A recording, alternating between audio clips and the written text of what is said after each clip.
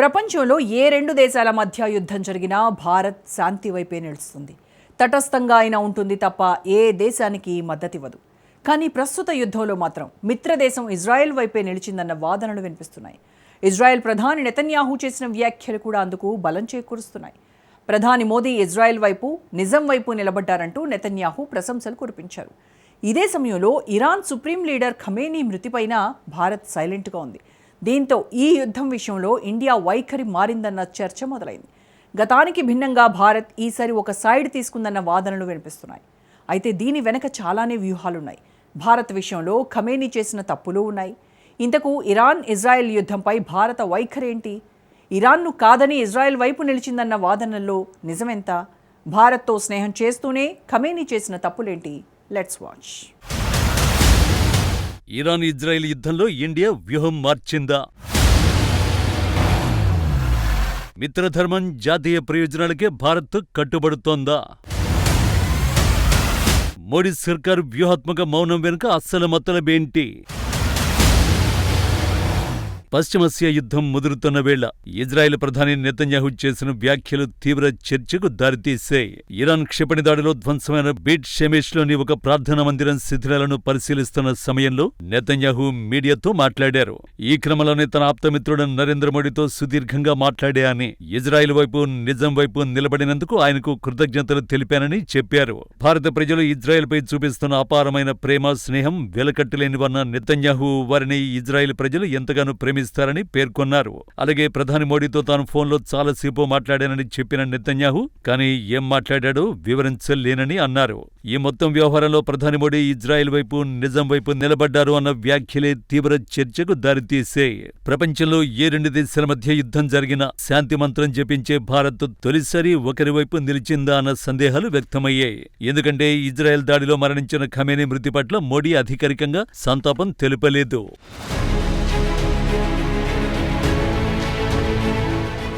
అవును, ఇరాన్ మిత్రదేశమే అయిన ఖమేనీ మృతి పట్ల ప్రధాని మోడీ అధికారికంగా సంతాపం తెలపలేదు. దీని వెనుక బలమైన కారణాలు ఉన్నట్లు విశ్లేషకులు అభిప్రాయపడుతున్నారు. వాటిలో ప్రధానమైంది గతంలో ఖమేనీ భారత వ్యతిరేక వైఖరి.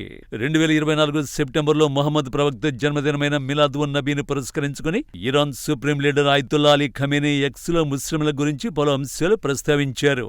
ప్రపంచవ్యాప్తంగా ముస్లింలు ఇబ్బందులు ఎదుర్కొంటున్నారని అన్నారు. భారత్తో పాటు గాజా, మయన్మార్లోనూ ముస్లింలకు కష్టాలు తప్పడం లేదని, వారి బాధల్ని పట్టించుకోవలసిన అవసరం ఉందని ట్వీట్ చేశారు.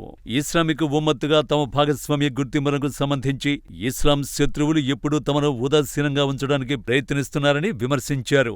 ఈ వ్యాఖ్యలకు ఇండియా కూడా అంతే ధీటుగా బదులిచ్చింది. ఆయన వ్యాఖ్యలు ఆమోదయోగ్యం కాదని, మైనారిటీల గురించి వ్యాఖ్యానించే దేశాలు తమ సొంత రికార్డును ఓసారి చూసుకోవాలంటూ కౌంటర్ ఇచ్చింది. కానీ భారత్పై నోరు పారేసుకోవడం అది ఫస్ట్ టైం కాదు. గతంలోనూ ఖమేనీ అదే చేశారు.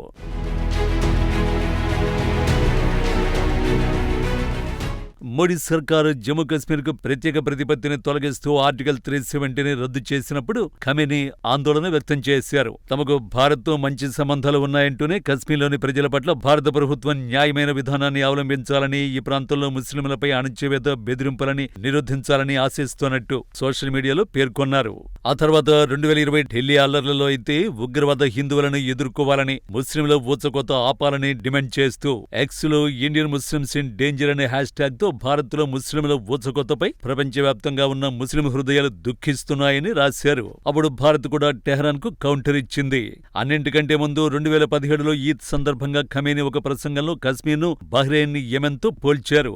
ఈ ప్రాంతాల ప్రజలకు మద్దతునివ్వాలని ముస్లిం ప్రపంచాన్ని కోరారు. ఇలా భారత్తో సన్నిహిత సంబంధాలు కొనసాగిస్తూనే వీలు చిక్కిన ప్రతిసారి విమర్శలు చేస్తూనే ఉన్నారు. అయితే ఖమేనీ మృతి పట్ల అధికారికంగా సంతాపం తెలపకపోవడానికి ఇదొక్కటే కారణం కాదు. మారిన భారత వ్యూహాలు, కీలక పరిణామాలు కూడా.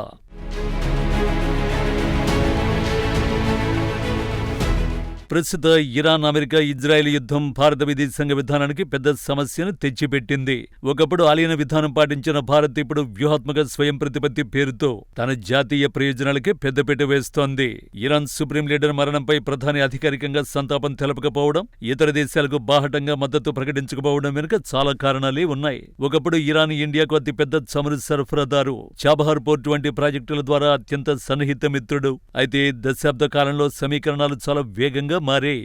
అమెరికాతో కుదుర్చుకున్న ఒప్పందాలు, ఇజ్రాయెల్తో ఉన్న సాంకేతిక వ్యూహాత్మక బంధం భారత్ను ఓ రకమైన సంకట స్థితిలోకి నెట్టాయి. ఇరాన్ సుప్రీం లీడర్ మరణంపై సంతాపం తెలపకపోవడం అంటే అది అమెరికా ఇజ్రాయెల్ కూటమికి పరోక్షంగా మద్దతునివ్వడం కాదు. కేవలం ఉగ్రవాద ముద్ర ఉన్న శక్తులకు దూరంగా ఉంటూ ప్రపంచ వేదికపై ఒక బాధ్యతాయుత దేశంగా కనిపించే ప్రయత్నం మాత్రమేనని అనుకోవచ్చు.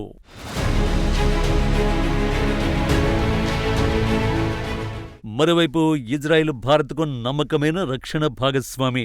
కార్గిల్ యుద్ధం నుండి నేటి వరకు ఇజ్రాయెల్ అందించిన ఆయుధ సంపత్తి ఇండియాకు ఎంతో కీలకం. అదే సమయంలో అమెరికా రూపంలో ఉన్న భారీ పెట్టుబడులు, వాణిజ్య సంబంధాలను ఇండియా పణంగా పెట్టలేదు. అందుకే ఇరాన్పై దాడుల్ని భారత్ ఖండించలేదు, అలానే సమర్థించను లేదు. విదేశాంగ శాఖ విడుదల చేసే ప్రకటనలో ప్రాంతీయ సుస్థిరత అనే పదం తప్ప ఏ దేశం పేరును ప్రస్తావించలేదు. ఇప్పుడు భారత్ ముందున్న అతిపెద్ద సవాల్ గల్ఫ్ దేశాల్లో ఉన్న 1 కోటి మంది పౌరుల రక్షణే. యుద్ధం ముదిరితే వారిని తరలించడం ప్రభుత్వానికి సవాలుగా మారుతుంది. ఒకవేళ భారత్ ఏదో ఒక దేశానికి బహిరంగంగా మద్దతునిస్తే గల్ఫ్లోని ఇతర దేశాల్లో ఉన్న భారత పౌరుల భద్రత ప్రమాదంలో పడుతుంది. అందుకే మోడీ ప్రభుత్వం నిశ్శబ్ద దౌత్యం ద్వారా తెర వెనుక చర్చలు జరుపుతూ తన పౌరులకు ఎలాంటి నష్టం కలగకుండా చూసుకుంటోంది. భారత విదేశాంగ విధానం ఇప్పుడు ఆదర్శాల నుండి వాస్తవాల వైపు మళ్లిందని విశ్లేషిస్తున్నారు. ఒకప్పటిలా భావోద్వేగాలతో కాకుండా కేవలం దేశ ఆర్థిక, రక్షణ ప్రయోజనాల ప్రాతిపదికన మాత్రమే అడుగులు వేస్తోంది.